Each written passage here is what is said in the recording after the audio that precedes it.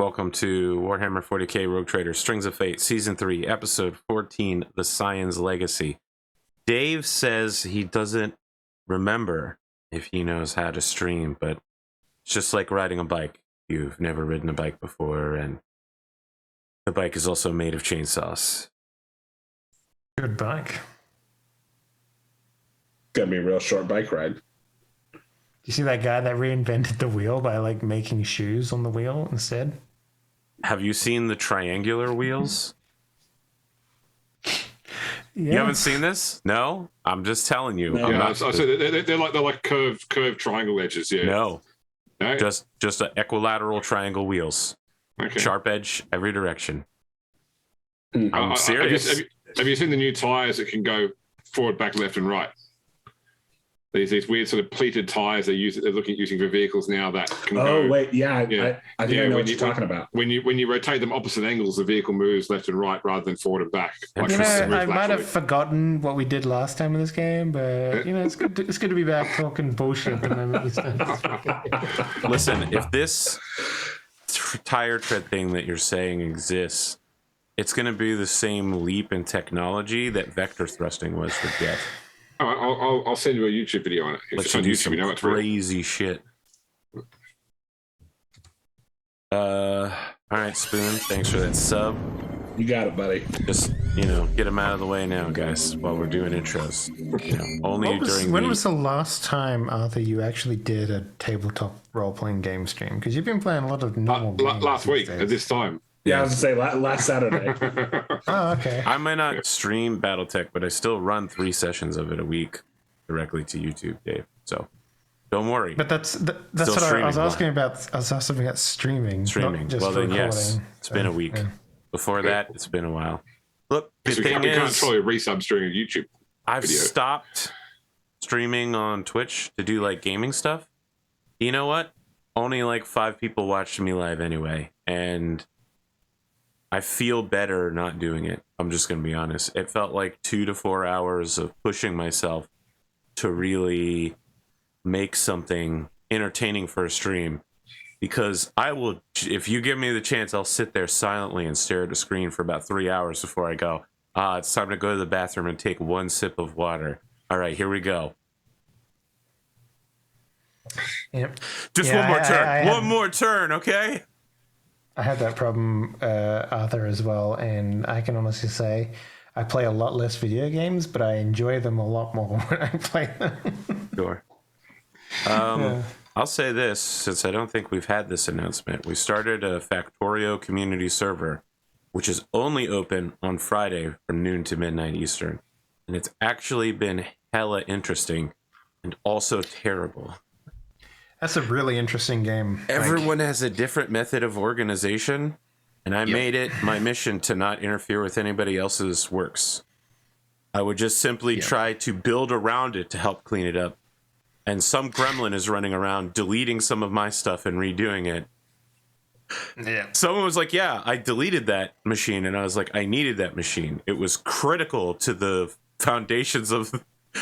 We need it back right now. And they were like, I thought you didn't need it because it was extraneous. And I was like, no. It is the most useful machine in the whole facility. It makes gears. We need gears for everything.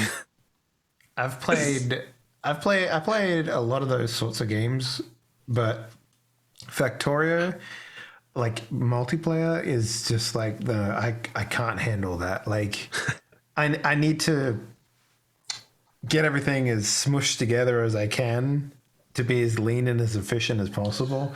And when you play with other people, it's just like Wild West. You know? So what I initially did, so let me just say this. We started by, I had the server turn on exactly at noon, but I wasn't home yet. So like the first hour and a half, other people started building, and they started building in the middle of the mineral fields.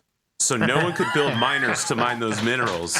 And I asked them to remove it, and they said no. And because my policy was to not delete other people's buildings, I had to just kind of passive-aggressively wait silently for them to realize one coal mine isn't going to be enough to run an entire facility that needs 20 of them. before they finally remove them. But that's gold. I organized something called a main bus line, which is where no matter what you're doing, you take all of the major resources, move them to the center of the map, and then string them out lengthwise. So if you need to get something and you want to build in a new area, you just go to something that's not built up above or below the bus line, and then you branch off the resources you need. It worked pretty well. I like to think it worked pretty well. How much do you enjoy running down a conveyor belt and just gobbling up resources? It feels great, doesn't it? Holding F and just... Yeah. Oh, God. It's not the same as going to a box at the end of the line and just picking it out of the chest, right? No, you got to gobble it off the conveyor. Yeah. I played about 6 hours of Factorio with my brother. This was like a few years ago, back when it first was getting big. And when we ended, I was like, I'm not sure this is the game for me. And he went, go take a look at these like couple of screenshots of like what I want the end goal of our base to be. And it was just like huge, like fingers of conveyor belts into the big main bus. And I was like, yeah, buddy, I don't think this is going to work out for me. And I returned to the game. So it's interesting. we finally got to the part where you can get power suits that you can attach things to. And one of the things you can attach is like a construction robot hive. So whenever you say you want something built, rather than having to build it yourself, your robots will basically pop out of your suit like bees and make it for you. So you can just like stand there and be like, all right, build 600 things. And then be like, you know what I'd love to do? Go take a dump right now. And your robots will just be like, bloop, bloop, bloop, bloop, bloop, bloop, bloop, bloop. And you come back and you're like, oh shit. This is what I told him when he told me that. I went, so you can play, you can have the game play itself. It for, yeah. Yeah, I know. It's like Eve. You get rewarded for not playing the game. Wow. Eve Online. So I went, incredible. What's the point of this game again? The point of this game is to get to the point where you're actually not playing the game. It's just running. The point is automation. You gotta automate everything.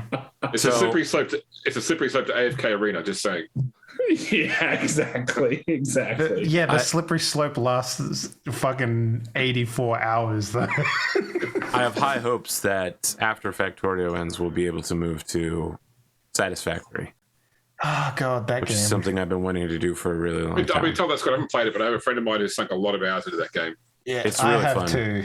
It's a lot of fun, especially when you get to the point where it's like, what can I do with all this nuclear waste? I know. I'll send a conveyor belt over to my friend's place and dump it. Wow. Listen to this monster here. Yeah, it sounds like reality, in fact. Wow. What's that? Yeah. You're Russian and I'm just going to dump it into your lakes over there? Sweet. Let's go. Yeah. What if we secretly dump nuclear waste under your house?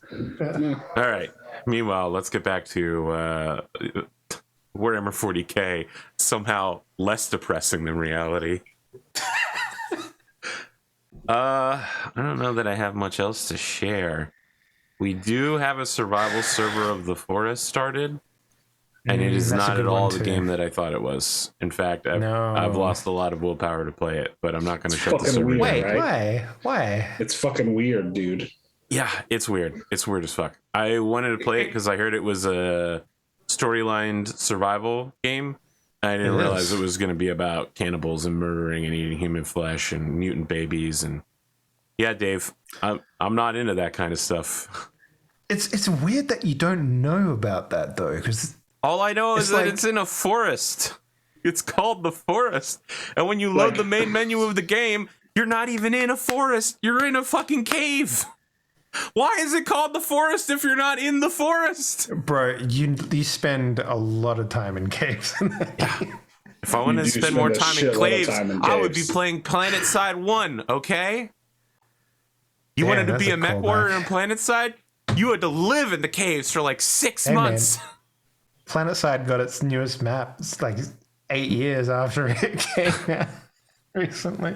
No, you're talking about PlanetSide 2. I'm talking about the original PlanetSide.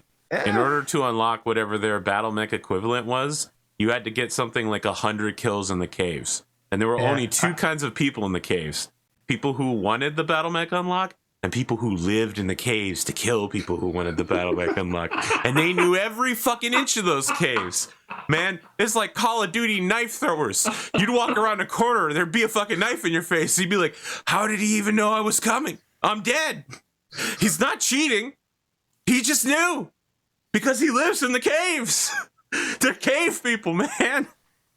It was bad. It was bad. I couldn't use any of the tricks that I normally use to kill people because it was the caves. You just had to be a good FPSer to make it down there. Oh, man. But I did it all because I wanted a robot with giant missiles. Now you can just pay $10 for that. Wow. Incredible. All right. You know, speaking of someone who's played someone who's had a robot with giant missiles, let's talk to Ponder the Mad. He seems distracted. I feel like you could have went anywhere with that. I could have went anywhere with that. Yeah. Are SRMs giant missiles? Yeah. They're bigger than LRMs. No, okay, I guess that's fair. All right. If you can fit 20 LRMs in the same space as 6 SRMs, I would say there's a 6-to-20 ratio in the size of, or a 20-to-6 ratio, I should say. Isn't there more critical slots for that? Doesn't. It's the weight, though. The tonnage. It's the tonnage that matters. Going down a rabbit hole. It doesn't. Yeah. I am such guy. Yeah. No, I haven't been to a whole lot, other than family came down last week to visit my mother and my little brother. Baby stuff.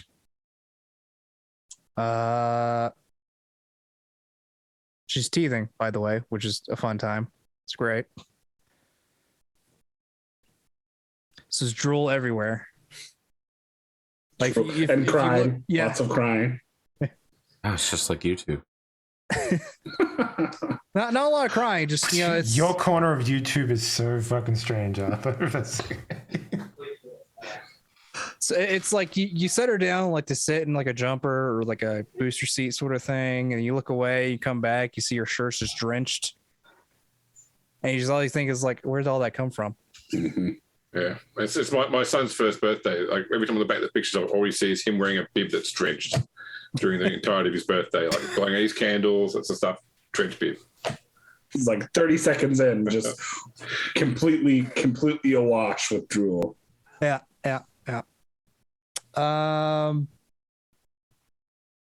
I got the game Gaslands, which is interesting. Essentially, you play with little Hot Wheels cars that you can customize. That eventually going to do that. I was taking them apart and tapping them, then I broke the tap into one.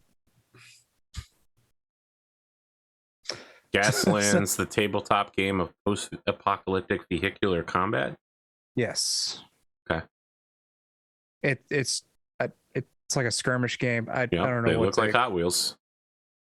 I don't know what's exactly classify under, but It's always so. The very first popular game on this was Steve Jackson's Car Wars. Yeah, going back to the 80s, because the problem there was that everyone had the idea of, hey, why can't we just make Matchbox cars? But the scale of Car Wars was way too small. Like, the car little sort of plastic paper tokens were like less than an inch across. All right. So by the time you got to a Matchbox size vehicle, you'd have stadiums that would take up your entire living room floor. Missed opportunity for Steve Jackson there. Yeah. Just to adjust his game rules a little bit. Yeah. But it had the great confetti rule where if your vehicle was like really, really severely destroyed, you took the token, tore it up, and scattered it over the battle arena. That way, that told you where the debris was. Oh, that's cool. What do you do if you rip up all your tokens? Oh yeah, sure you could print more, but that's. I honestly don't know how convenient that was back in the 80s. I mean, right? when it was done, no, it was all they were all hand drawn tokens back then. You just cut up bits of cardboard the right size and drew your card with a pencil. That makes more sense. Yeah. I haven't done a whole lot, to be perfectly honest. I started painting that one miniature. I don't have it with me at the moment, but I've been doing a lot of setting up my room to actually start painting again. To where I precariously set up a system where I turned a light that was pointing sideways. I was to say it was 90 degrees and flipped it by putting a socket adapter that has a plug on the side, and then putting a plug that has a socket. So, do you have like a Philips Hue light or other sort of configurable light? No, not yet. Yeah, because I found the advantage of those is you can switch the light to blue white rather than like yellow light, and it makes it easier to pick out color differences when you're painting. Which is it's not a comfortable room to sit in for like a living room, but when you paint, you can switch it to the blue white.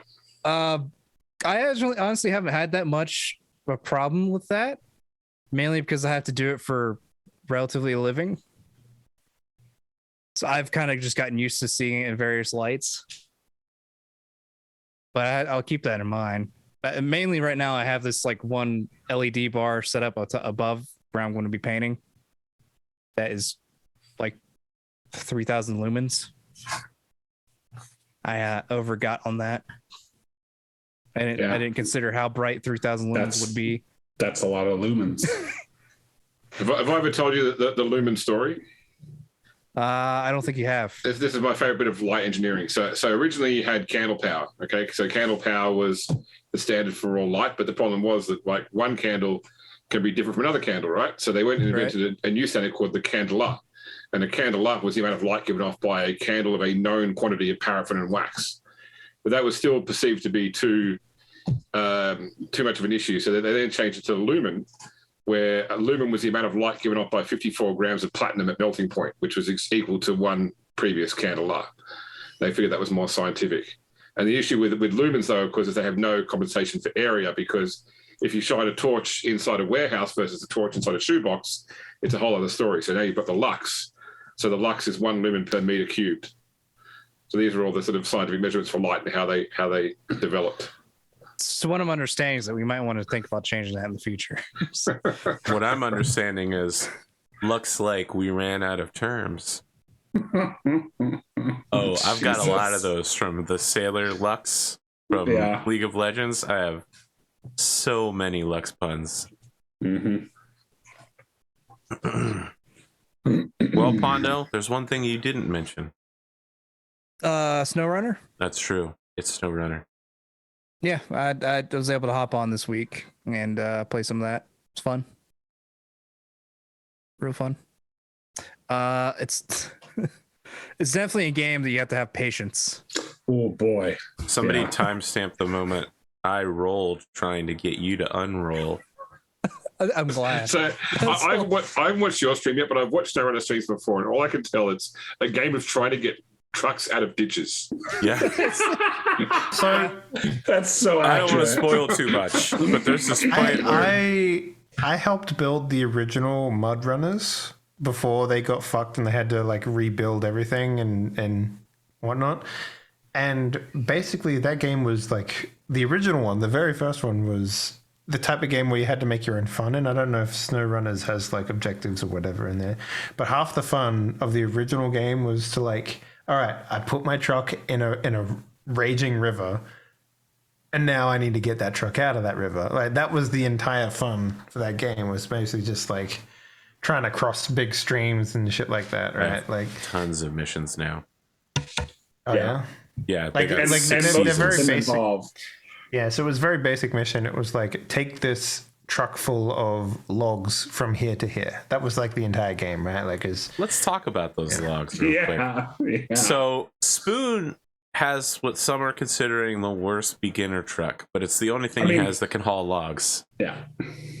So when he has logs in the truck, he can't move from the log yard because it's too muddy.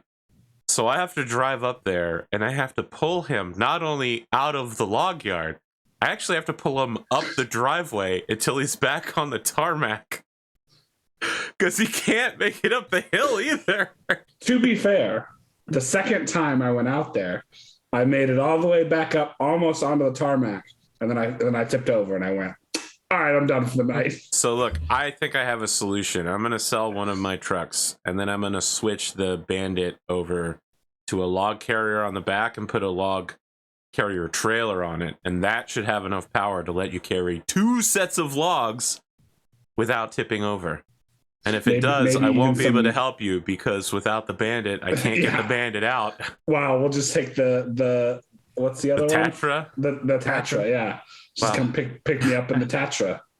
I feel like this is just increasingly larger trucks getting each other out of the mud. It's like how Pondo has his light plugged in, right? It's like, oh, well, I where's one truck stuck in the mud? Great, well, we can fix that by hooking this other truck up to it. Well, that didn't fix the problem. All right, well, we'll just hook the third truck up to the second truck up to the first truck. Just daisy chain trucks. Oh boy. All right. Pondo, you got anything else? No, that's no. All right, Dave, what do you got? So I had a kid. Yeah. Congratulations. Yes, Thank you. congrats. Yeah, it was a really frustrating experience.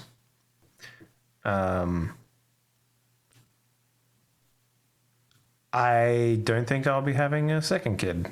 I'll say that much. So other than that, I mean, everyone's happy and healthy though. So it's mostly just a growing experience, a learning experience for me now. But the actual the birth and all of that stuff around it was just probably some of the worst time in my life, I would say. It wasn't very good. So definitely not going to be a repeat Patreon to that. I really hate when people ask you when you've just had a kid, you're going to have another kid. It's like, let me enjoy this one first before I worry about thinking about things like that.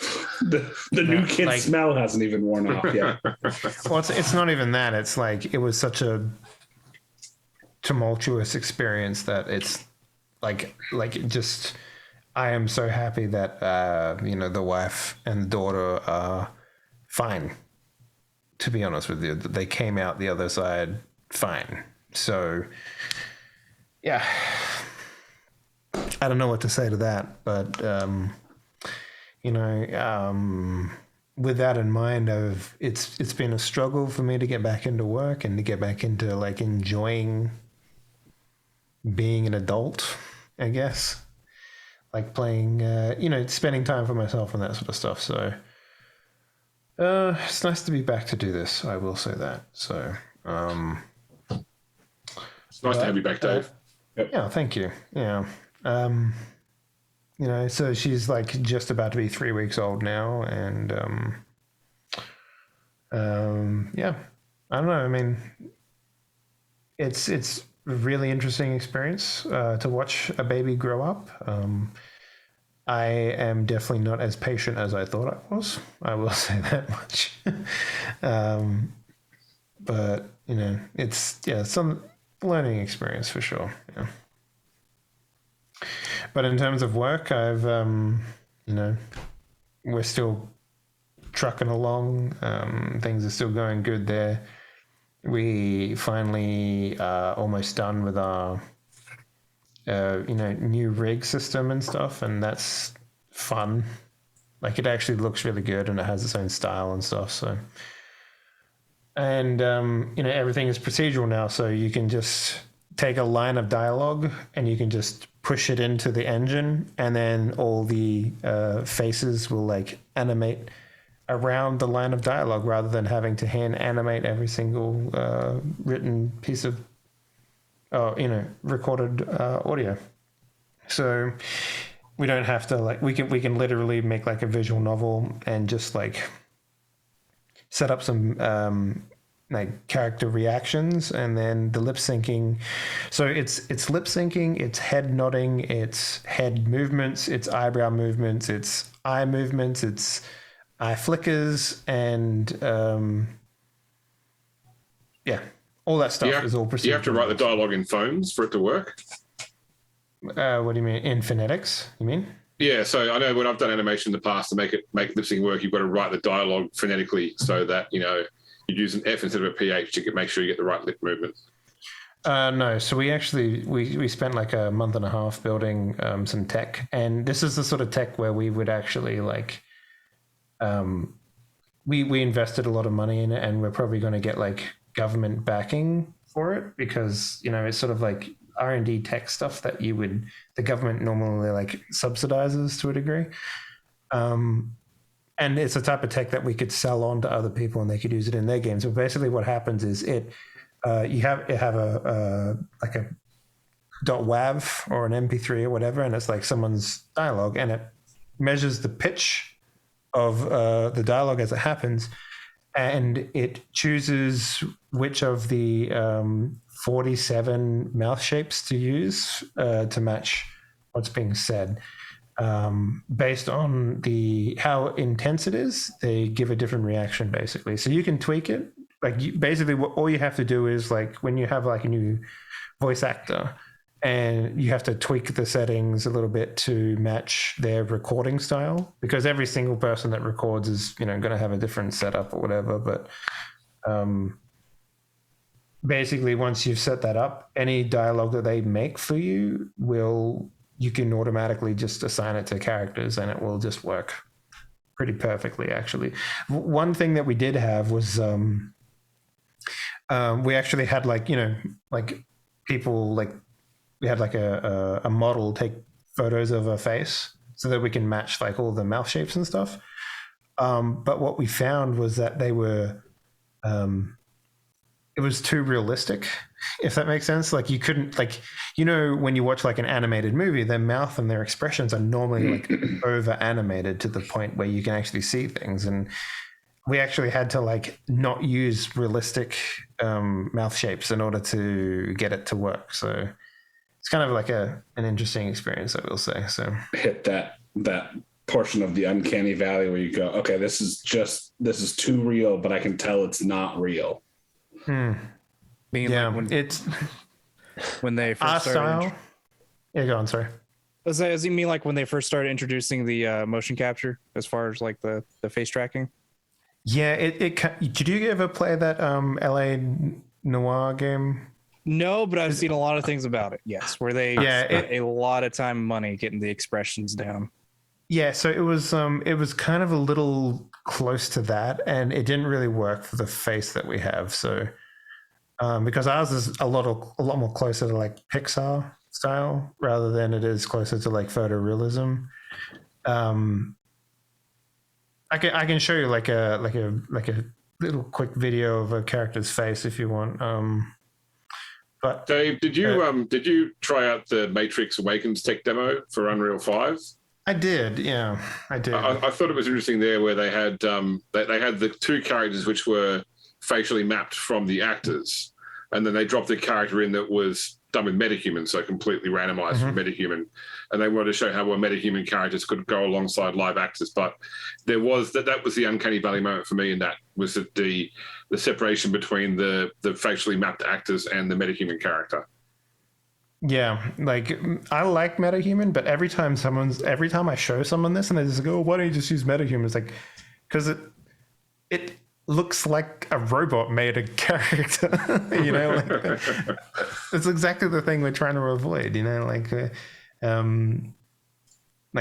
it's a weird system because you can get perfect characters and all that stuff. It's like, yeah, sure.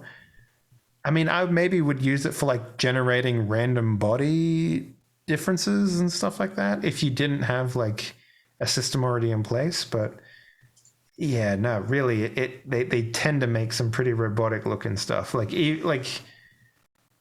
maybe for like, I don't know, like if you're trying to make like a game about like medieval times or something like that, and you just need like a shitload of like serfs or peasants or whatever, right? Like maybe you could get away with something like that.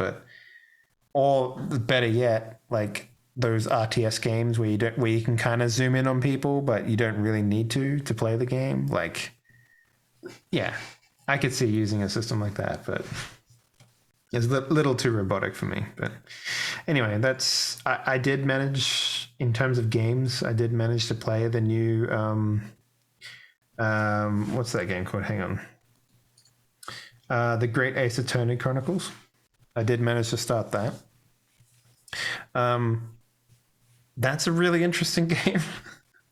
it kind of has the same problem that like I thought they would have fixed this problem by now in the Ace Attorney games, where like, you know how you play like a point and click adventure game and you fall down those holes where it's like, oh, you need to use the banana on the robot chicken, the rubber chicken, in order to get past the dude who's asleep. And it's like, yeah, you know, it's kind of like for example, in one of the first acts or whatever, you have to like, oh yeah, so how did I kill a man without using a knife or a gun? How did I do it? And you're just like, well, clearly poison. And then the guy's like, how can I show them that they were poisoned? And you have like all these objects, and you're just like, well, she hid a cup in her purse, so clearly she poisoned the cup, right? It's like, no, they used this secret poison that only harms people when it goes into the bloodstream. But if you ingest it normally, like water, it doesn't affect you. And I was like, what the fuck? like, how are you supposed to get around that shit? Anyway, it's an interesting game, but you know, that was mostly just for research and stuff like that. So, but yeah. Well, Dave, I have a follow-up on your anime waifu game. Sure. As some people may know, I have bathed in the shallow waters of Gacha games. And I've heard that if one takes a deep dive into the end of the pool and plays Blue Archive, it has you phonetically spell your name. And the game is like fully voice acted. And it adds your name in where they're like, hey, what do you want to do? Your name. And apparently people lose their mind over it. They're like, oh my God, I feel so much closer to the characters knowing that they say my name.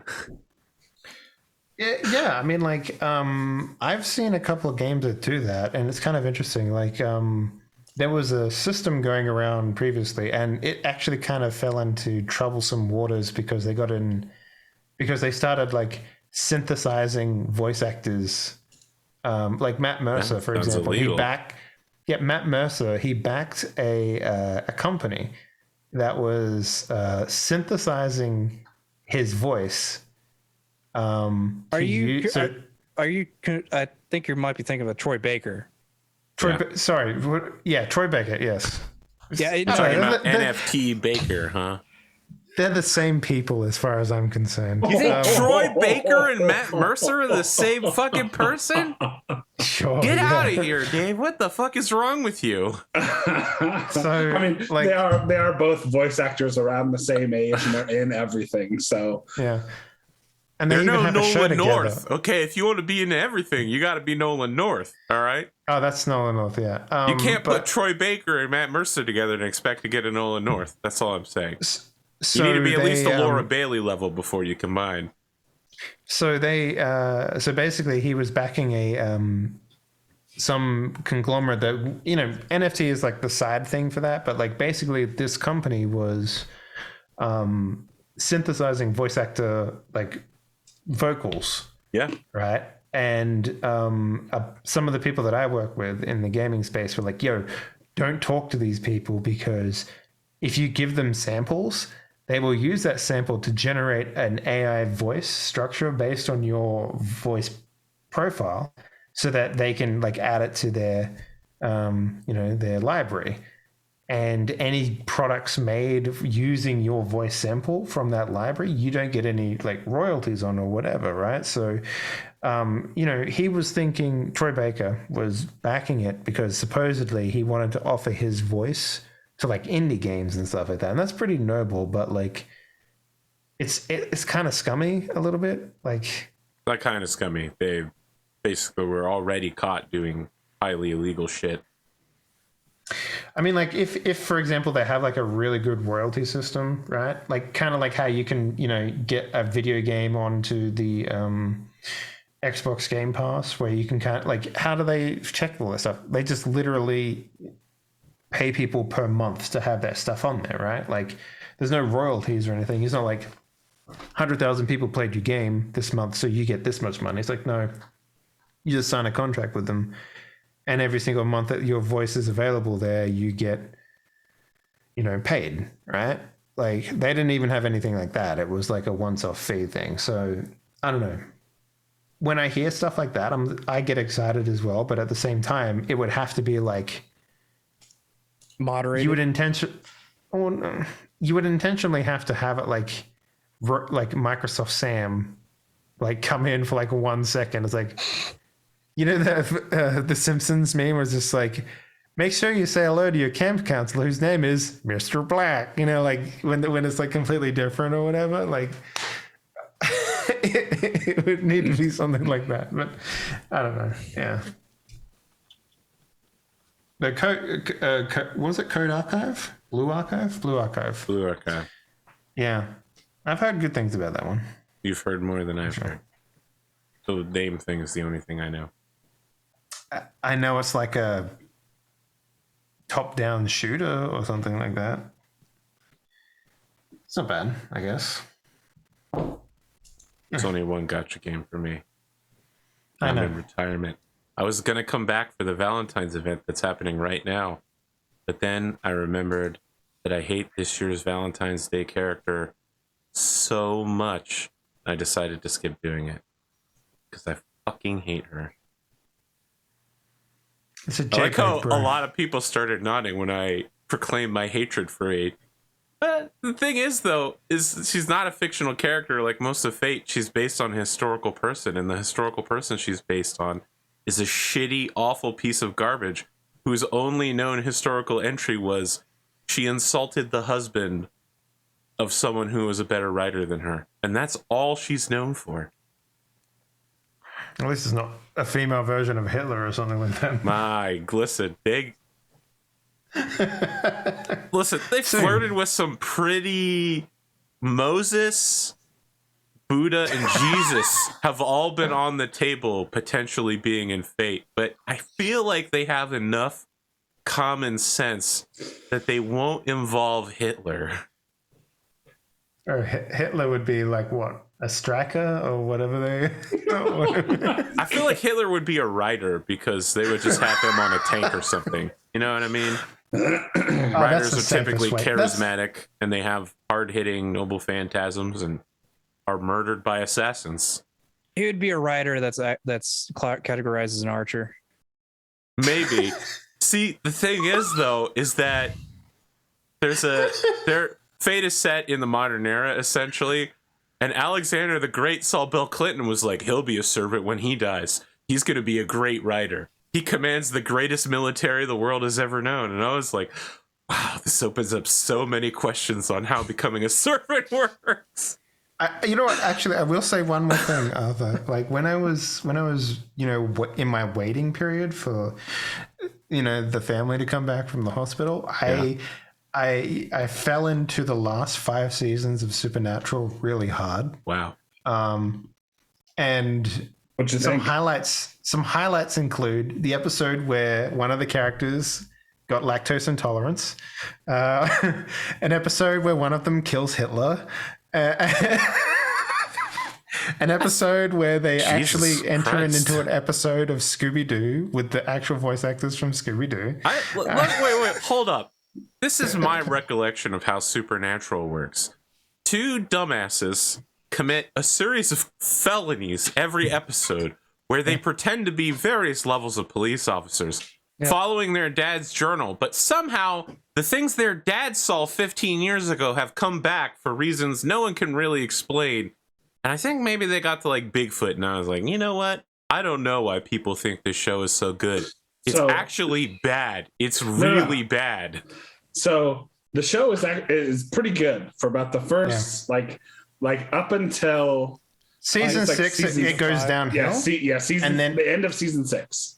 And then after season 8 or 9, it like goes into fucking huge, just like so the entire show is literally fan service the entire way. Like there are jokes within jokes within jokes within jokes. There's an episode where they jump through a window and they go into our reality where they play themselves as actors on a TV show called Supernatural. Yep. And they reference that episode all the fucking time. Like there was an episode where they're just like, man, remember that time we went into that alternate reality where we're on a TV show called Supernatural? And he's like, yeah, I remember that. It's like, yeah, and you were Canadian. And no, you were Polish. That's what he said. I remember that now. I was just, God, that show is so fucking stupid. But I love it so much because of how fucking stupid it is. I don't know. Yeah. Wow, chat Killing is Hitler either reminded me of that. really badly behind Supernatural, or they're with me where it's just crimes all Also, day. here's the thing though, is because yes, they do commit crimes all of the time. And and they acknowledge in the show as they're like, there are episodes where they get like chased down by the law for doing these things. Yeah, there was one What episode. exactly you're getting chased down for? Yeah. Yeah, I gotta Yeah. say, a real episode of Supernatural would be after they do it 2 or 3 times. The FBI catches up with them Right, since they're in sure. a really identifiable Okay, Arthur. vehicle. And Okay, then they're in Arthur. jail, and there is no Supernatural. There is no season 2. Yeah, Actually, they have that's a it. job. That's Arthur, my that- version of Supernatural that I want to watch, where they Here's the go to thing, they did jail that 'cause they episode. commit felonies. They did that episode, and you know what they did? They didn't They leave got jail. debt- They stayed there forever. No, they got Death to come in and kill them, and then they took the bodies out, and then they revived, and then they walked out of prison. The really funny thing is like, even if that wasn't an episode of the show, that's a totally plausible plot line for Supernatural. So when And death then- and kills then- you, you don't actually die. You can just walk back Well, no, in your death body anytime. can bring you back, or you know. Why you know, would there's- death do that, though? What's their incentive? I would assume that death's job is to kill people, right? To make Well, sure they Death's job stay is dead. is to kill things. Not always. Not always. Look, It Arthur, you depends. need to I watch think the at some show point, because Dean becomes death. I'm not really sure. All right. I- All I'm I- seeing is that death is a criminal, just like the rest of these people, who is I not think doing it's- their job. I think it's like season 9 or 10 where Dean kills Death. How does death report back to whoever their superior is? Like, hey, boss, clocked in today, killed 2 yahoos, brought them back. Sorry, I couldn't So bring you're home the thinking of- bacon today. So you're thinking of Reapers. Yeah, Reapers are the underlings of Death, who Death got killed. Which there was a Reaper that was upset that. Man, I feel like I'm in a room full of Supernatural fans. in the Supernatural universe, I am a Death likes Supernatural Mexican fan. food. Okay, So and let- whenever they bring Death into the show, they just like give him a platter of Mexican food, and he's like, "Thanks, man." It's Hey. really- He does have a badass theme song though. Oh yeah. Death, death, death, death, death, death, death. So this is one A occasion where little I'd say you polka probably, music have in a, there. you probably have an easier time understanding this Kingdom Hearts storyline than you do the Supernatural I storyline. understand all the Kingdom Hearts from 1 to 2. It's not that hard.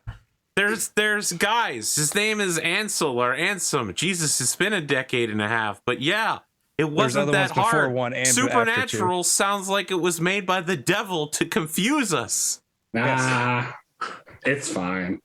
It's just the later seasons get a little complicated. Okay, whatever. And then it gets real simple again. And then it gets complicated, and then it gets simple, and then all of a sudden everyone's friends. It's like someone's But trying then to describe how Charmed works to me, and I'm just like, okay, it's about 3 sisters. That's all you need to know. Yeah, no, Charmed and Supernatural are the same show as far as I'm concerned. Yeah, basically. Yeah. There's got to be a certain psych that the Monster of the Week shows really appeal to. Like, you've got to have that episode on episode closure. You can still have some meta plot, but you've really got to have the thing which comes up is dealt with and defeated within the half hour or 1 hour, whatever the show Yeah, I length feel like is. X-Files really nailed that. X-Files nailed it. Buffy nailed it. But they had huge followings. I'm gonna tell you, I've never really watched Buffy the Vampire Slayer, with the exception of a couple of episodes about this guy named Spike, who wore a trench coat and was very cool when I was a kid. And nowadays, I'd be like, "Wow, this is a fucking tosser. Look at this loser who thinks he's good enough for Buffy." Oh, I will man. say Yeah. the one plot line I've really loved in Supernatural, and this will be the final thing I'll say on it, is what the prophet of God writes a series of novels called Supernatural about Sam and Dean, and then they turn that into a High School Musical. Chat's roasting us now. So actually, here's the thing. Here's the thing, Dave. That's not the prophet of God. That is. I know. At that point, at the musical, it was God. Yeah. Okay, do your And assessment. God plays the guitar and sings later on Holy. in the show. Yeah. Oh man. No, I've been mostly just working all week. Played some SnowRunner. Reacher came out on on Amazon Prime. So I started watching that. I'm a big Alan Richardson fan. I really like him. So who did better, Tom Cruise or this dude? Alan Richardson for sure. Like the Reacher movies are okay, but I feel like it's a much better TV show than it is a movie. Have you read any of Lee Child's books at all? Yes, I have. Yeah. I reckon the hardest problem they had with the Tom Cruise Reacher was that they had to make him seem tall. Yeah. Yeah. And that's one of the things. Like Alan Richardson is totally believable as Jack Reacher, whereas like Tom Cruise, it's like, yeah, okay, dude, we all know you're like 5'2", but it's pretty good. I've watched the first episode. I was trying to plan what to take on the plane with me this evening, and it was either going to be that Vox Machina or that. I thought I probably shouldn't watch Vox Machina on the plane. I might have a child sitting next to me, so it's going to be Reacher.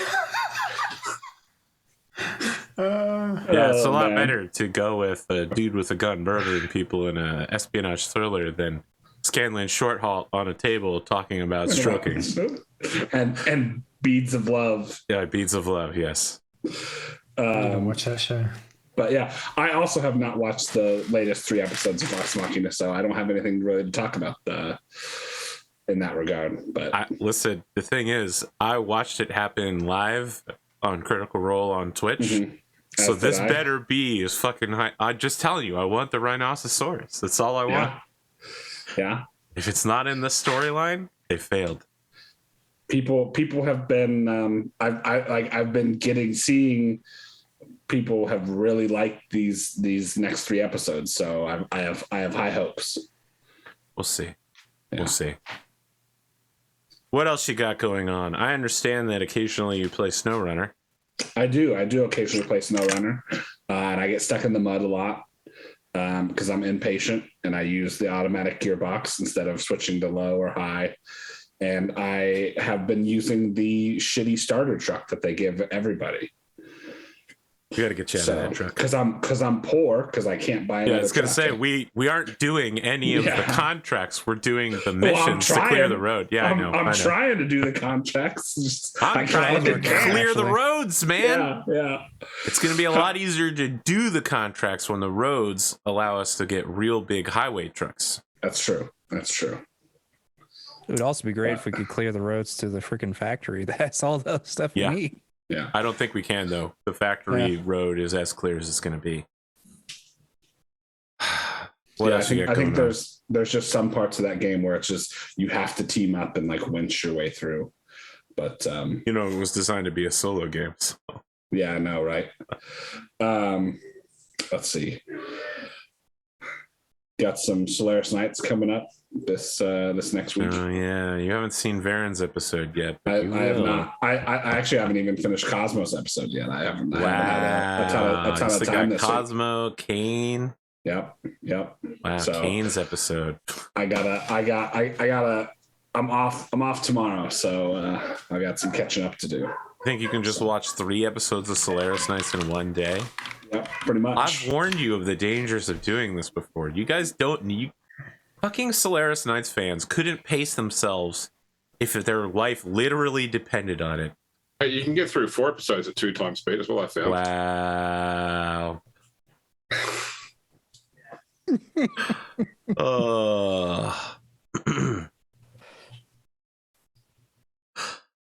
All right. James, I'm going to pass it to you. What do you got going on? Look, I'll be pretty quick. I mean, obviously, it's been a few weeks since we've played Rogue Trader, but I've just been doing more model painting. We played some more games this week of 40K, which is good. I actually got a good, legitimate tactical win with my Space Wolves. And then my friend Brian, who's never won a game of 40K, had his first draw. So that's worse. That hurts. You should start calling him Leonardo. Yeah, so that was a bit of fun. I've restarted Baldur's Gate 3, which I only played when it first came out, and it's certainly come a long way since I first played it, but it's still in early access, so I still wonder how invested I'm going to get in this game. But it's been good to see it improve. There's definitely still some teething issues, though. A couple of weird bugs I've experienced in the game, but otherwise enjoying that. And then tonight I'm off to my first interstate travel since, sort of reopening again in the last year. So I've got 2 interstate trips and then 1 international trip planned in the next 2 months. So getting back into work travel again, which, I've been missing to a degree. I've been missing my frequent flyer miles for one. Yeah, that's really what we should all be worried about, is those frequent flyer miles. Well, I used to like it when I get on a plane and someone comes over to me and say, "How are you? Welcome back. Can I get you here at all?" It's good to have you back on the plane. And now I've dropped down below that status. They don't do that, and I see them do it to other people. I'm like, I used to be you. They just go, get on the plane, you plebeian. Peasant, get in the back. We gotta take off. They do that on cruise ships, though. They keep a record of everything you've ever done and your nicknames. So your nicknames will persist across the ship, which means I will forever be known by what my first cabin steward called me, King Arthur, and I can't get them to stop it. For some reason, they think that I like it. I've been on 6 cruises, and every single time they're like, "Welcome back, King Arthur," and I'm like, "Oh my god, who did this to me? Who appended this to my fucking file?" Yeah, this is amazing. I love the idea, face and it will stop. I love the idea, Arthur, that you're walking down the cruise ship hallway one day and a random stewardess will walk up to you and be like, sorry, King. He picks up a crown off the floor. You dropped this. King Arthur. I'll tell you a quick cruise ship story of something that surprised me. You may know this about me, but I don't go to spas very often or any sort of beauty saloning at all. And the one time on a cruise ship I went to the spa, they're like, "All right, we're just giving you some shampoo, some scented oils and this and that. We're gonna do your nails." I was like, "Calm down. Okay, calm down." And then I went to read on the main deck, and people were passing by. They were like, "Wow, you smell great." And I was like, "I'm sorry, are you talking to me, the person sitting alone and reading in a corner?" They were like, "Yeah, you smell great." It happened 4 times. I was like, "What's happening right now?" And you went, "Leave me alone." Yes, I did say leave me alone. Socialize. I came on this cruise to be a hermit. Listen, when I'm on cruises, I'm developing the next generation of tabletop role-playing games, all right? 90% of the time when I'm not off the ship, I'm sleeping or I'm writing notes about how I'm going to make a magical girl game, all right? That's just how it goes. My nose is in a book. Why are you talking to me? I came on this vacation to work. How dare you think you could socialize with me just because I smell nice, all right? I'm not used to this level of attention. All right. That's my weird cruise story. What about you, James? Look, I don't have any weird cruise stories. I mean, I have cruise stories, but they're not that exciting. So I can tell you about them afterwards. Not for an audience. That's it for me. I think so. I may as well just, you want to mark it, and I'll kick into the actual game. Okay. Before you said mark it, I had already done it. All right. Previously on Rogue Trader Strings of Faith, the fleet of Pierre Cowles visits the colony world of Bastion, where his research station Outpost 31 is based. The crew discovers that the colony has been out of contact due to an extreme solar activity, which has been making all forms of communication impossible and has slowed the work of the colonists. Heading to the surface, the group is met by the colony administrator, Maxillin Morn, and his head of research, Dr. Patience Calamere. The group soon learns that the ancient human station orbiting Bastion is almost fully exploited, and that it has yielded one great discovery, an intact STC template. Condemning the colony by depositing the genes of the Patriarch on the surface, Cowles takes his leave, setting his course for Regina 4 and the remains of the landfall colony. Thought for the day: analysis is the bane of conviction. I completely forgot about that. The hair straightener. Hair curler. You mean no. No, you're lance. all wrong. Thermal lance. You're all wrong. It's the Calamere pattern thermal rods. Thermal rods. Okay. That's right. Should try taking some notes. That was the only note I made on the last session. That's really the only main thing that happened. aside from the giving a false hope that they're going to improve the colony, instead it's just going to do it. Yeah, we're like, hey, yeah, no, you guys are doing great. We're just going to take your research team, your head scientists, and we'll leave this box here. Yeah, leave this. Don't forget, we have standing orders to lower the station's super heavy armor into the atmosphere and crash it into the town once the invasion starts. It's a little plan I call Starve the Beast. And then I get the insurance money. That's right. You get the insurance money. Now listen, everything up till now has been fine, but that's fraud. I'm getting paid for it. Who insures you? Who? Oh, the Inquisition. Well, yeah, that makes sense. I was gonna say, who would insure a rogue trader? I mean, that's just career suicide. Oh no, I lost my ship in the maw. Wow, look at this near carbon copy. All right then. So the journey to Regina 4, because it is you're literally crossing from the south side to the north side, technically, of the Expanse. It's probably a good 2.5 weeks, but the warp journey is remarkably calm. I mean, to the point that even Riani notes that it's like the warp is facilitating this, or it is something is making this journey more peaceful, and she can't put her finger on it. But nobody experiences weird visions or dreams of loved ones or demons, so that's oddly calm. Why complain? All right. I feel like the entire time everyone is just walking around the ship being like, it's too quiet.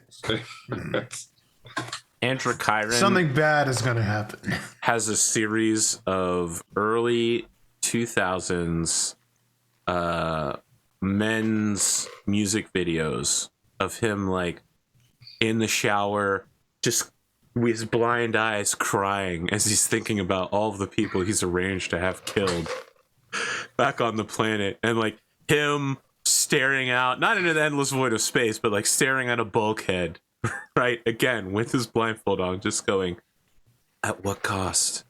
How many did we have to lose to save a few? Hand of Calixis sponsored sand pit, and you're just like watching the sand like drip through your hands. I think Arthur meant early M3, by the way, not early 2000s. Okay, sure. Yeah, James, that's what I meant. Being Warhammer fans. So a pleasant 2.5 week journey later, you arrive in you transfer to the system. Everything seems to be normal in consensus. There's no solar radiation like you experienced last time. Although, Spoon, while you're like running through your system checks, you do pick up that there is a ship just outside of orbital range of the ruins of Regina 4. So, I mean, effectively Regina 4 has been blown into like a particulate cloud, although it hasn't had enough time to fully spread out. So it's still in a mass. And you could effectively be at a station keeping orbit to it, but this ship is just outside that position. Lord Commodore, there is a ship outside of just outside of the orbital distance from the mass of Regina 4. Can we identify the ship? Give me an awareness roll with the ship's detection. I will do that. That is something I can do. Unless someone else needs to make it, then I understand. The ship's detection is plus 25.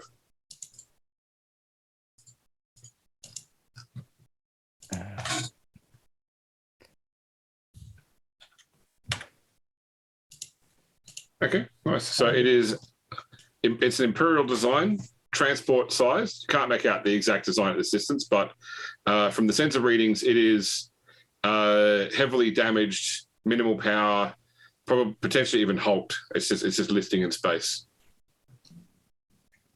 Looks like she's drifting, sir. Seems like free real estate. Name one time in Warhammer 40K someone went to a Hulk and wasn't like, oh no, gene stealers. When he goes, it seems like it's free real estate. I think Adrian fires up the drives and like puts us on an intercept course. Okay, all right. So there's a great cinematic shot of the back of the ship as the engine burn up and the ship starts to slowly move ahead. Yeah, as you get closer, so from what you can determine, it is a where's my notes? 1 second, sorry. It's a vagabond class merchant transport. According to it's still transmitting effectively like an IFF equivalent. It is called the Faith in Fact, and it is the property of Explorator Fleet KX557 period V. Oh, great. Okay. And it has been blasted to hell. Most parts of the ship are open to vacuum. You can pick up minimal life signs from the ship, so there are still people aboard, but the ship is in no way functional. Someone see him try to hail them. See if we can get a hold of anybody. Okay. The Vox operator sort of calls up and says, "We're getting a signal back, but it's just a repeating binary signal." I recognize so there's an SOS as part of it, some sort of distress call. You patch Can we it get down Ivy on the line? As I say, patch it down to engineering. Okay. No worries. All right. Ivy comes online a bit later. This is I'm looking at this signal. It's a mechanical distress call, although it's particular to the Explorator fleet. It's transmitting on like low band frequencies. So if there's no one in the system, it's not going to get anywhere useful for hundreds, if not thousands of years. But they're just seeing it out into space, basically. I suppose if you're mostly bionic, then was a couple hundred years matter. I believe that I can communicate with them if we can get within 40 kilometers. That is very close. That is 0.0004 void units. Thank you, Ivy.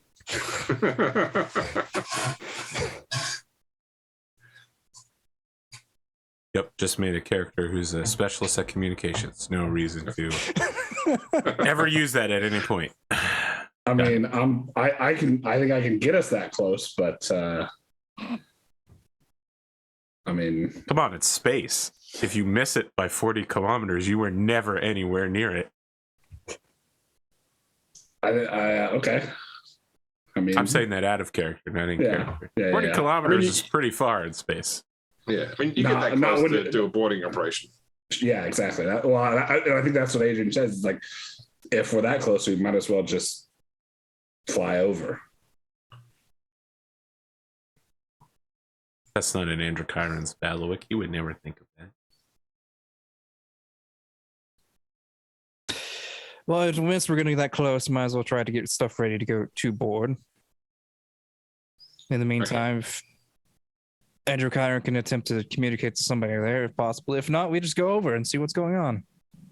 I could communicate with them on the trip in. That's also true. I'll go get my coat.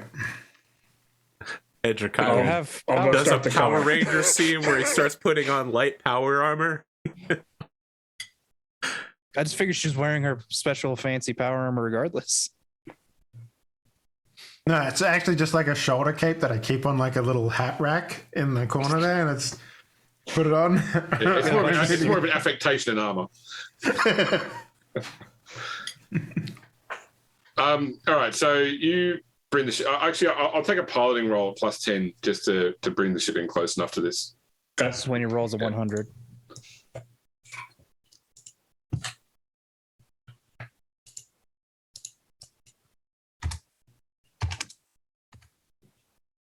Hey, opposite end. well, yeah. For the folks at home, that's 9 degrees of success. Okay, no, it's the best parallel park I've ever seen. That's right. So you can tell, so the ship has its stern turned towards the Regina 4 wreckage, and appears to have been blasted from behind. So it's been hit in its weaker rear armor. So Imperial ships tend to have quite weak stern armor. Yeah, and Androchiron, what particular power are you using to reach I'm out? actually using 2 powers fettered. I'm going to use Mind Eye, which allows me to increase my power range by 10 times normal, and then Mind Link, which allows me to link to up to 7 willing minds aboard the ship and create a communications link between all of us. Okay, no problem. Basically opening a AOL chat room where like the first 7 people are going to be like, oh, hey, what's up, dude? Not much. ASL, bro? ASL, yeah. Suffocating and dying in the engine room. You? Suffocating and dying in the bridge. 300 years old. I would like from you a Psyniscience roll. Absolutely. 10. Why not? I'm so good at Psyniscience. +10, huh? All right. Well. Okay, so you are picking up between about 3,000 and 4,000 minds on board. Now, the vast majority, when you try to reach out and contact them, they're in a sort of state where they can't respond. Your guess would be, based on your roll, that they may be in some form of enforced status. There are other minds. There's probably about 600 or 700 minds that you can reach out to, but they are incredibly simple. And you know, they're willing. Servitor? You're thinking servitors. Yeah, they're functioning servitors, and they basically respond with 3 words: murder, death, kill. Oh, that's not great. Oh, the Acclaim game from 1997, right? Yeah, that's right. It's a great game. What does it take to get a servitor to stand down? Could I just tell them stand down and they would listen to me because I'm a human? You're not sure what you don't know enough about their protocols to understand how they are instructed. So you could tell them to, but you know it may only affect these 7. You know, they may stand down and then momentarily later their program kicks again. You don't know enough about touching severed minds, because you got to remember that most severed minds have been lobotomized as well. So yeah. I don't sense any awake. No. Okay. The entire crew is in status, and it's just servitors wandering the halls looking to murder, death, or kill. All right. I'm gonna do some Jedi shit. You get +10 to the roll for doing that with your hand, by the way. Thank you. Lord Captain. I like start stretching out his limbs, like because he looks like he's stretching, so I'm just like start rubbing the biceps, and just like.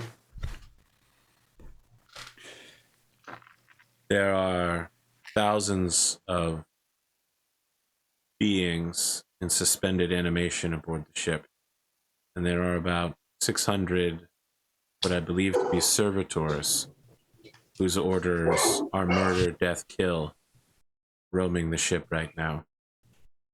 Interesting. I could attempt to override their programming, but it would be lengthy. It would be best if we were to have a specialist come with us. Maybe we should turn the ship back around, get Ivy, come back, that sort of thing. That changes things greatly. We'll have to see if we can find a way to get into the system and maybe shut them down, or who knows what. Boone, give me an awareness roll, please, plus issue detection, since you're at the helm. All right.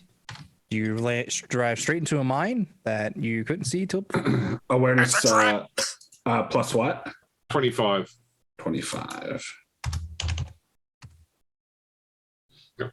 I'll re-roll that. Okay. With a fate point, I'm assuming, not just because you want to. Yeah. Yes, correct. Just quickly pick. It's like I didn't let go of the dice fully. Okay. All right. Yeah. You sort of you've got the general orders going. You're picking up. So from the largest chunk of Regina 4, which is where the landfall colony is still based, like they before you left, you've erected like a shield dome to keep an oxygenated environment as such, so they can then they can recover what they can from the planet. You're picking up a lot, like the colony is a lot larger than when you left and has a lot more sort of technology operating, including orbital defense weaponry, which you never put there.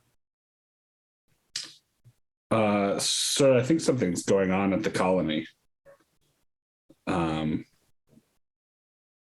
picking up significant energy signatures and readings from it. It seems to be larger than what we've got on records. Oh, that doesn't sound good. Or it sounds good. I don't know. I can't quite tell. Have we tried getting hold of anybody at the colony yet? The Vox operators. I can hail them. We're close enough to hail. What can you do that? Okay. There's some beeping sounds, and then eventually a screen comes up, and the static fades to an image of a Vox operator, and they quickly make the sign of the Aquila. Lord Commodore, you've returned. Allow me to get Holt, Administrator Holt. Yes, that'd be great. He leaves the screen for a moment, and then probably about 5 minutes later, you see Holt, Administrator Holt, reappear over the video link. Lord Commodore, it is so good to welcome you back to Regina 4, or to landfall, such as it is. Thank you so much for coming at our request. Will you be coming to the surface soon? I really have to show you what we found. Sure. As soon as I know it's safe. A quick question: what caused this essential Hulk outside of my system? Yes, that was so that's a ship from the Explorator fleet that operates in the Expanse. They arrived here probably about 2 weeks ago, and there was concern that they might be trying to lay claim to our discovery, what is effectively your discovery.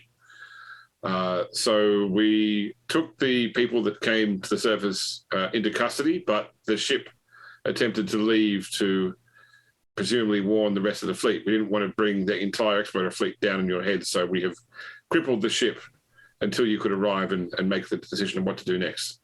And where'd you get the guns to cripple said ship? That's part of what we wanted to show you. I really don't want to discuss it across the Vox because people on that ship could be listening. Fair enough. I'll be there shortly then. We'll prepare a full state welcome. Of course. He looks happy that someone's coming, and he hangs up. And yeah. Well, this is not as straightforward as he's trying to make it out to be. Let me just say that. No. So it sounds like I don't need my cape anymore. Well, I wouldn't be too sure. We don't know what's going on down there. Yes. Something feels sus, and I'm not sure what exactly it could be. Giant orbital defense guns have appeared out of nowhere. On a planet that wasn't previous... didn't have them, so yes. Why are the servitors set in murder mode? Probably because they were shot at. My kids have discovered the word sus recently. Oh, I meant to tell you too, Arthur. One of my kids did these nuts on my other child and got him with it too the other day. Nice. So good. Another one. That's when you need to. That's when you need to hit him with a ligma and prove dominance. Sorry, kids. I was diagnosed with ligma. I know you have lots of questions. Just ask. What's ligma? Oh, this ship's not going anywhere anytime soon. We can deal with it later. Change of plans. We know that there's no one listening on that ship. They are all in stasis. They could just tell us. Well, they don't know that. You could order them to. I'm going to humor them since they've been wanting me to get there personally, regardless. Oh my god. Hondo. Why though? Why? Because it wouldn't be an interesting show without it. We could just... It's not an interesting show. We can listen. We're We going can to be just send stuck here for everybody 5 to jail. episodes playing Lost. They committed crimes. They got hunted down by an FBI agent. And they go to jail. End of show. Exactly. We could just hear them out from orbit. They go, no, we don't believe you. And then they start shooting at us with the giant defense guns that are clearly being produced by the evil robot, the Last Scion. So we shoot back at them, we win, and then we go down and investigate their dead bodies. We uncover the mystery. One episode, we go down there, we're all in prison, and we wake up without our equipment. 5 episodes later, we're covered in blood. Big Spoon, I don't really appreciate that that little segue you did there, because that makes me Cass in this group, and I don't know if I'm ready for that. I don't know what that means, but it sounds like it's funny. No, you're right. You're right. Oh man, perfect. All right, I have nothing further I'm ready to for say. the pizza man. We're committed to this. Oh no. I'm just telling you, James, on the way down, I'm going to be scanning their minds and checking to make sure they're free of heresy, Okay. No worries. psychosis, checking some, localized thoughts on the way down before we hit the ground, just to know if they're like, man, can't wait to murder the Lord Captain. Good thing we've got all these giant defense guns to kill the Lord Captain. So I don't know how readily willing you said your mind link requires a willing participant. Like if someone just Correct. has a random psycho try to link their mind, Yep. I don't necessarily know that the average person would be willing for that. Oh, I'm not using Mind Link to read. As we're going down, I'm maintaining my power to give me 10 times the range, but Yeah. I'm going to be doing my normal mind scanning and You know what I'm probing. saying? Okay. Yep. Yeah, no worries. Okay.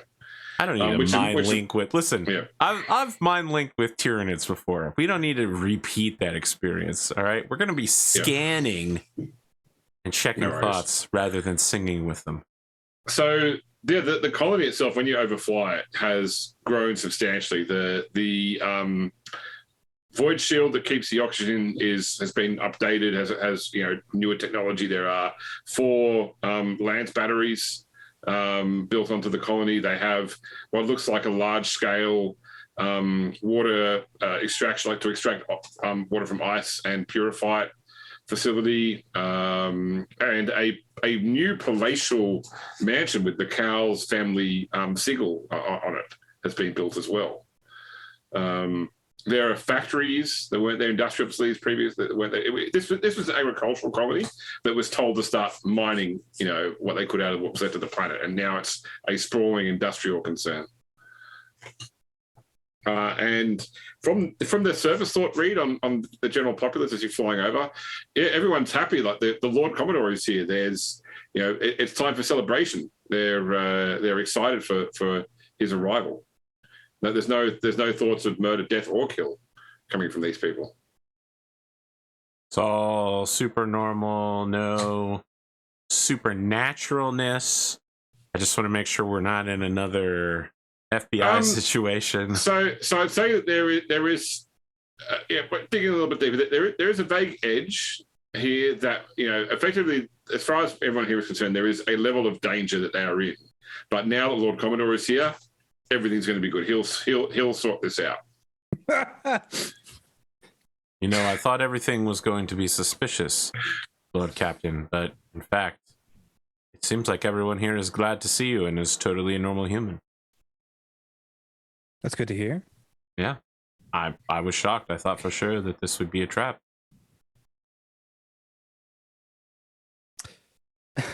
So this tech that they used to improve this colony, does it look Imperium tech or? It does, yep. Okay. Give me an archaeotech roll, +10. I would love to. As soon as I can find it. I have so many lores. Okay, there. Yeah. I'll reroll that. Why not? With a fate point. Yep. Oh. Never mind. Yep, Worse. no, I don't know. no, I got no idea. Yeah, no, it looks Imperial. It's fine. All right. There's a new shuttle pad, to put the shuttle down on, and there's like a whole honor guard of people set up along with Macarius Holt standing by, diligently waiting for you. And he comes waddling over once the ramp opens up. Lord Commodore, it's been too long. It's been nearly 2 years since we last saw you. Yes, I've been very busy, along with getting stuck on the other side of the Bah. As you can see, so have we. I can see, and I haven't had to write off any of these. Yeah, I mean, Holt's got that sort of that demeanor of like a child that wants to tell you a secret, but like doesn't want to spoil it. Like it's trying very hard to like build up the tension rather than just blurt it out. You know. Please come with me. There's I have to show you the most incredible thing. I am incredibly curious. Right there, he has some ground cars waiting for you all to hop into. No golf carts? Got it. Oh, no, we've improved from golf carts. Got it. Can't improve over golf cart. That's ridiculous. Yeah, it's smart car. Yeah, the smart car is an improvement. Okay. You know that last year they recalled more Teslas than they made. I'm talking about like the Fiat smart cars. Oh, those tiny little ones? I was going to say, I don't understand. You're still describing golf carts. I like the idea that these are the same. Sorry, like, I just the lost same the make and Fiat models, but they just sponsorship. have pauldron holes, so you can like. Yes. Yep. Yep. If you want to see a funny car, look up the Nissan S Cargo, S-Cargo. That's a golf cart on wheels. All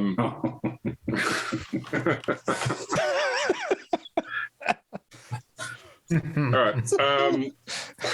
Yes. Yeah. They and he's as he's driving across town, he's pointing to like various things and saying, "This is our new water reclamation facility. I hope you like the new mansion that we built for you. Unfortunately, it's not fully furnished yet, but it's available for you to use when you are in system." He hands you like a financial report as well, where this place is actually slightly more profitable than you first expected. So you can actually raise your profit factor by 1 because now you're here. Like he wasn't sending the reported numbers through because didn't want to communicate too much, but now you know your profit factor is actually 1 higher. So 55. Thanks to growth. Yeah, 55. All right, I need you to, without asking any questions, pack up all the valuables you have on this planet, put it onto my ship. It's not a planet though anymore, right? It's like It's the like husk of a asteroids. planet. Yeah. You're like on the biggest chunk of it, basically. Yeah. This is the planet we blew up, Dave. Yeah, it's when you go back to see Alderaan when you're playing the expansion for Empire. Wow. You really going to compare it to Alderaan? You're going to do that? Okay. Yeah. Alderanian lives were lost that day during the Imperial shield test. There's actually a really good benefit here for what's going to happen to this planet. If you think about it, the unemployment rate will drop to 0 after we do what we do here. So, I mean, that's a good stat, right? Like, I don't think the unemployment rate can drop below 0, but okay. Drops to 0, exactly. The vehicles pull up in front of a large factory complex, like some sort of manufactorum. Interesting. Yeah. Come inside. He sort of beckons you forth. When you enter this building, the dominating feature is some sort of massive piece of machinery, probably at least 3 stories tall, at least sort of 50 feet wide. It looks like, I mean, effectively, it is a giant space 3D printer. And it's clearly human technology. I mean, it doesn't take an architect role to identify this is pre-imperial. They're making full-size Warhammer 40K miniatures. They're 3D printing land raiders. They don't move. They're literally just plastic. Do they have a planet in Warhammer 40K that's like where they put like the Pokemon, like Game Freak Pokemon developers inside a Pokemon game? Do they do that here? What the fuck? You know, when you play Pokemon and you run into like the developers. Oh, like, yeah, office. they're usually in like a late game science building. Yes. Okay. Yeah. You're saying do they have that the here? people who Is made there, like, this a game have a game- planet that they're on. Yeah, is it like a Games Workshop planet? It's called Greyhawk. There are a couple of like nods. So the most recent one I can point to is the fact that when they did the recent Genes to the Cult miniature range, there was a a model which has like a little tactical tabletop in front of him with like a 3D map that he's directing battles from, and that 3D map is the map of their headquarters in Nottingham. So feels like it's going to take a lot of attention to detail to paint that one. And Holt sort of like, you know, doing that sort of classic gesticulating towards what he's showing you without saying anything, you know, because words are not enough, and he's trying to read your reaction. Administrator Holt. He's really hoping for something good. Words are a large part of communication between human beings. Is there something you want to say about this device? You know what this is, right? Yes, I've spent the last 30 years attached to a battery.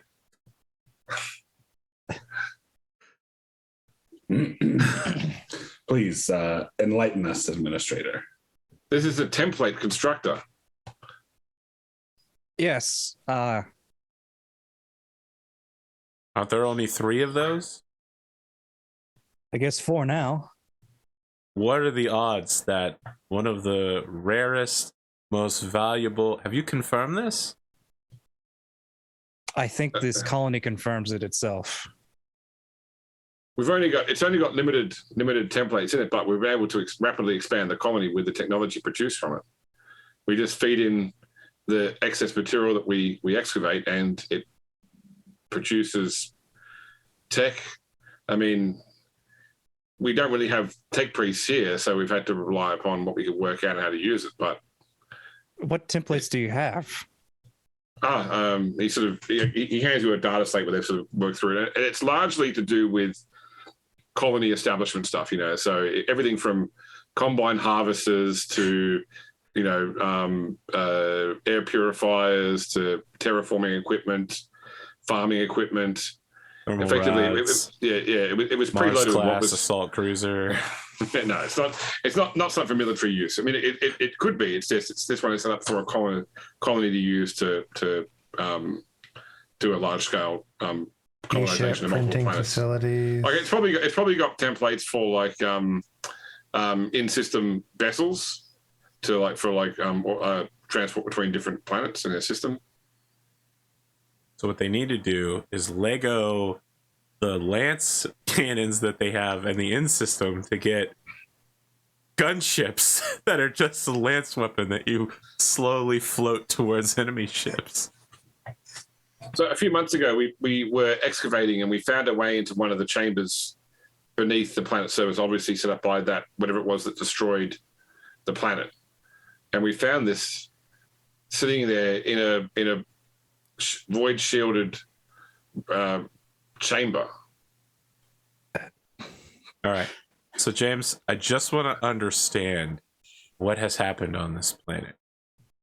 A Necron death palace is underneath the crust. Above that, a colony gets set up and then is lost over time and is buried above the palace.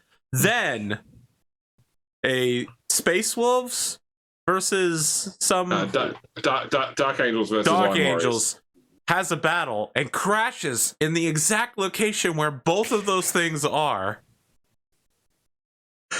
And then another colony forms on top of the ruins of that. Just to be clear, well, that was specific because that was to recover that ship. I'll buy that part. Yeah. Okay.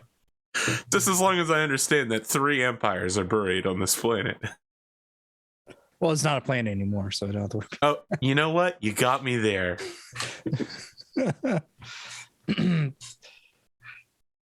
This is quite an interesting discovery you've had. So I'm guessing, have you been making that stuff to sell to get the money to improve the colony? Well, we've sort of just used whatever the colony required. I didn't want to start any sort of mass production or anything for economical reasons until I could show it to you. But I mean, this is, I don't know if it can stay here. This is like one of the most valuable pieces of technology in the universe. The person who possesses this would be a High Lord of Terra. Yes, and it's very tempting to possess it, but it's You do possess it, Lord Commodore. Right now, I possess it, yes, but I don't know for how long I should. I think the Heart of Majesty could fit this thing inside it, correct? I mean, you can even fit this thing inside the hand. It's not. I mean, it's big, but it's still, it's not much bigger than a ship. Like there's only like the gun cutter, for example. Fill up one of the fighter bays with a factory. Yeah, and when you need fighters, it just makes a Yeah, fighter. it just kicks out new fighters. Just like and you just Protoss jump in them carriers. as they. So you can see why we were concerned when the explorator fleet turned up or representatives turned up. They are notorious for claiming that any technology finds are theirs to exploit. Let's send some groups into that ship or just slag the whole thing. I mean, we've still got guests here on the surface. So in Right. trader speak, rogue trader speak. Rogue trader. Yeah. Yeah, Rogue Trader Camp. I'm just gonna casually just say like, and what about our package? I assume that you're having second thoughts now, Captain. Oh no, we dropped that package off. At the Yeah, other planet. we condemned the last planet. Oh, this isn't that planet. Okay. No, that was the last planet. It's been a while, Right. yeah. But no, it's no, Okay. it's Yeah. or you can did the planet, going to claim the insurance money later. It's fine. Oh, okay. All right then. Well, good.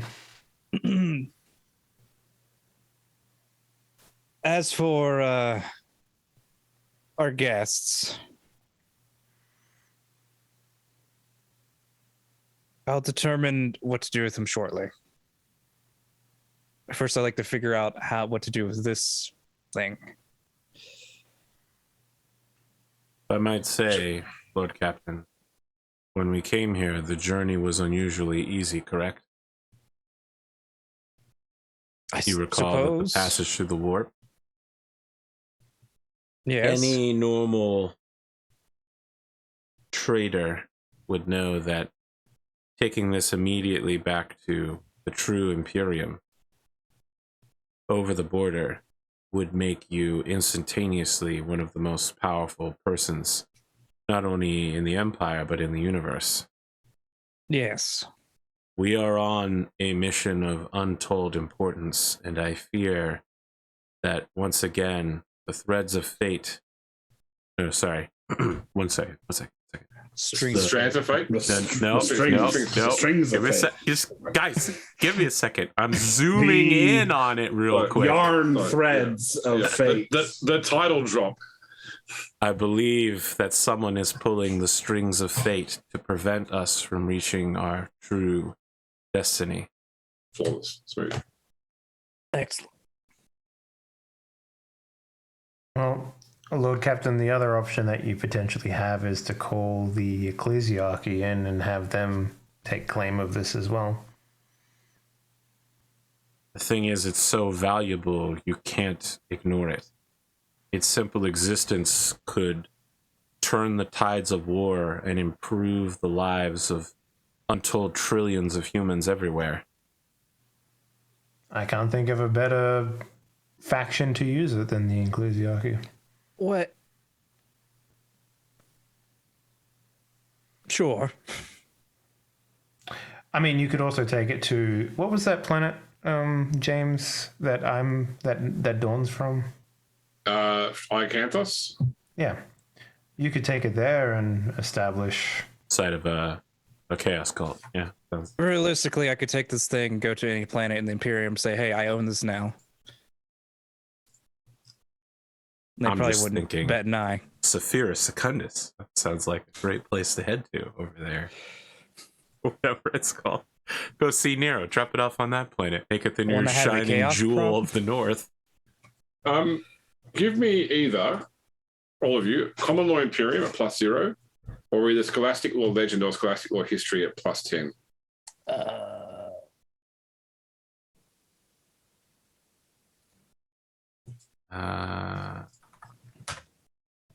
Son of a... I'll reroll that.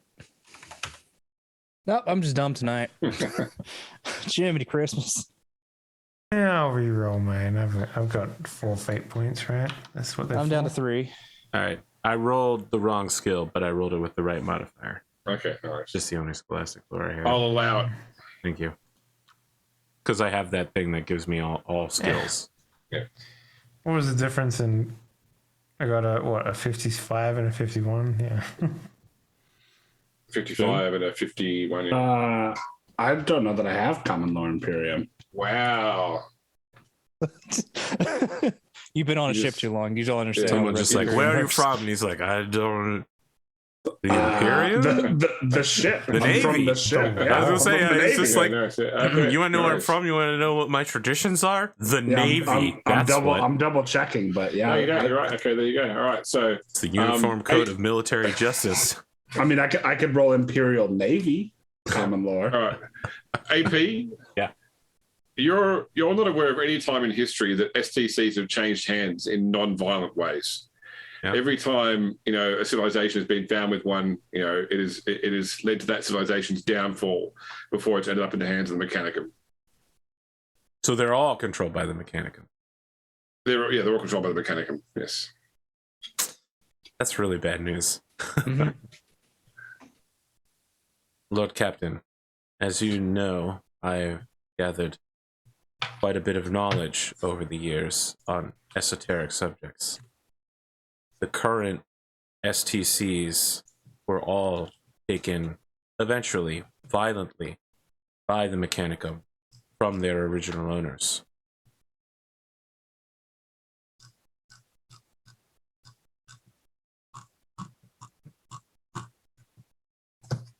I'm sorry, I can't hear you, sir.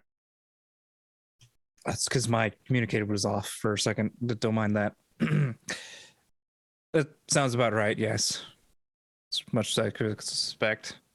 With this new knowledge and the time pressure of our mission, might I suggest that perhaps one of the best options would be to simply negotiate to sell this to the Mechanicum as soon as possible, so that we may leave and continue our mission elsewhere? Yes.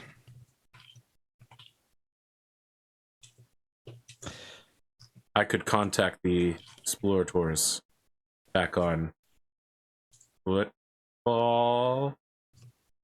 No, there's Trader explorators Town? on. Those explorators were heretics. Yes, you're right. There's explorators on one of our colonies. I'm trying to remember which one. That's Solitude. We could technically just wake these guys up in orbit and Or talk to the ones that are on the station. yeah. But I figured we should probably call their bosses. You know what I mean? Like, Yeah. These guys probably aren't authorized to. We could also wait until we rescue the one mechanical guy who's hopefully still alive over the planet we're supposed to be going to. Yeah, that sounds unlikely. Yeah. Name one thing that's gone our way. Like I should. This probably- I mean, we did just find the STC That constructor. we're immediately attempting to get rid of so that we don't be the inheritors of a jihad. Yeah. Yeah. So we. Have you ever heard of a white elephant gift? Yes. Okay. It's a great story. So About a we guy wrap who it has to up? take care of a white elephant. And if you don't, no. you get murdered. maybe we're thinking of different things, because isn't the white elephant where you give people shitty gifts? No, that's not what it is. The origin of the story of the white elephant is that there's a sultan who has a guy who's pissed him off a lot. And so he gives him a sacred, rare white elephant, which, if it dies in your care or is misused or something like that, you're put to death. So he basically saddled the guy with massive debt, taking care of this super rare elephant that if anything happened to it would be death. But it was seen as a great gift. So giving a white elephant is giving a gift that is basically like a backhanded slap of being like, hey, fuck you, take care of this. Like if I was to give you a moray, Dave, that would be a white elephant hat. Find is an extravagant, impractical gift that cannot be easily disposed of. Yeah. Just like a moray. There's 2 rats I gave you for Christmas. What? My wife actually got that as a gift once. I was like, 2 rats? Two Were they rats. cool rats? I don't know. Rats. We are the rats. They weren't wearing sunglasses for that one. All right. Okay. The issue is trying to negotiate a deal with the right person where they don't go immediately. Well, that person is. We have a head out for. We do know an Inquisitor who probably knows who the head of the Explorator fleet in this area is. Using that knowledge, we could contact them directly. Don't we have, I mean, maybe not great relations, but don't we have good relations with the explorators of the Lathe Worlds? They're very Are far they? away. Let's say, are they explorators? We have relations with I them. mean, they're They're Mechanicus. Mechanicum. They're not Explorators. Yeah. Yeah. Would you like me to contact them? Perhaps we should consult our own AdMech on this. Do you think she might take control of as many security apparatus as possible and try to kill us? Don't If we she have a does, I have secret faith room that- somewhere on the ship with killing machine locked inside of it that only she can access? No, that's been gone, I think. Oh, really? Wait, what? I don't know. I'm sorry. Hold on. Back up. Oh, it's just a legend about the cool. But that's Okay. a story that's been long done. Unless we're talking about the dog that Dawn No, I'm owns. not talking about the dog. Ares is in fact a killing machine. Yes. But obviously, we want to handle this as much as trust as possible, which would be consulting Ivy. We should sit her across the table from Who- us, and who then I we'll think- shine a light on her, and all four of us will sit on the other side of the table. That will engender trust. We'll call it the friendship light. Right. There is another way, Lord Captain. I could simply remove the information you seek from her mind. Or any of the minds of the people on this planet that I are. mean, they've Explorators. got prisoners from the Explorer fleet as Yes. well on the planet. Yeah. Yep. Well, you could maybe remove it and then maybe tell them that there's nothing here of value. Oh, no, I don't mean I could erase their memory. I just meant I could see what they know. Oh, okay. Guess the probable outcome based on their personality. How many did you detain? I should ask. Colt. Well, only 3 came to service. We captured 1 and killed the other 2. Oh, excellent. I would say just go ahead and kill the last one. What? Okay, he starts to leave to go organize that. And we're going to slag the ship they have, make sure there's no one else surviving on there. Don't we want to get information on this guy first? I mean, we could. I don't know what information you would offer. Wouldn't hurt to have Androchiron. You know, if we're just going to kill him, we might as well rip the stuff out of his mind first. I suppose you're correct. Sorry. He's on the communicator. You'd better stop him. Yes. Don't put the bullet in his head yet. Yeah, just stick your head out the door and go, actually, don't kill that guy yet. Okay. The killing's on hold. No problem. Belay that order. I like to think that the guy was almost about to do it and he has his gun pointed at him. The barrel shaking. And shaking. They've developed such a close relationship as prisoner and guard over the last few weeks. There's going to be a telenovela about it. Netflix special. Okay. I guess maybe we drive over there and, take a look in his brain. But as we're driving, I'm going to sit shotgun next to Adrian and say, Master Thorne, Yes, Androchiron. you've been different ever since you came back. I'm not sure that we were ever close, but you've been very distant since your return from the infinite black.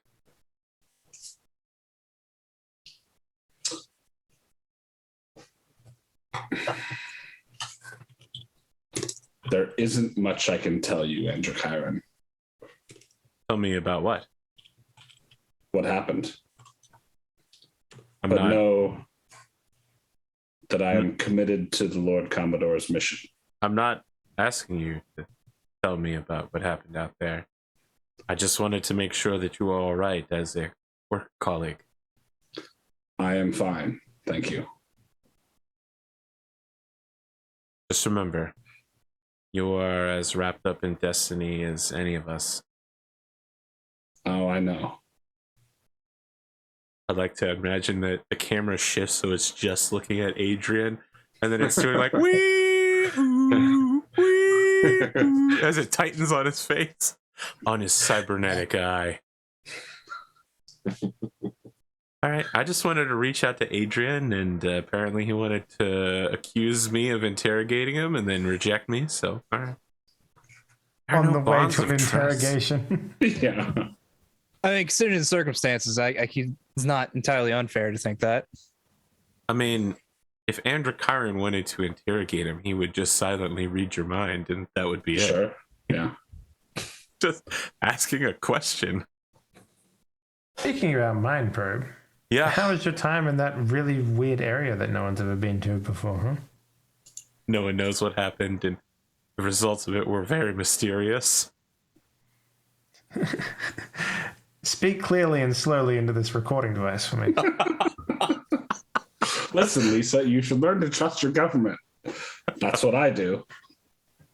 I'm going to call it early break here because I need to get myself some lunch, and then we will come back and we will do a shortened end. I need to get on a plane, but Okay. He's on a midnight plane to Georgia, guys. We'll be back in the second half in about 8 minutes.